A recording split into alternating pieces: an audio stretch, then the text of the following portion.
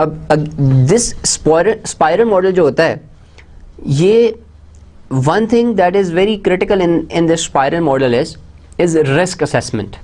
ठीक है, अगर अब आप इसको यूजुअली जो आपका स्पाइरल मॉडल होता है, आप इसको 4 क्वाड्रेंट्स के अंदर डिवाइड कर लेते हैं आमतौर पे।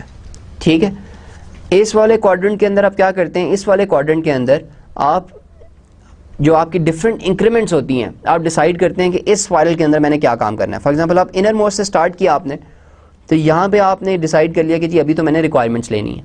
ठीक है, लेकिन मे बी जब आप आउटर मोस्ट स्पाइरल के अंदर होंगे तो यहाँ पर आप मे बी फाइनल अपनी रिक्वायरमेंट्स को कर रहे होंगे। ठीक है, यानी कि इसके बाद आप रिक्वायरमेंट्स नहीं लेंगे, यहाँ पे आप अपनी फाइनल चीज़ों को।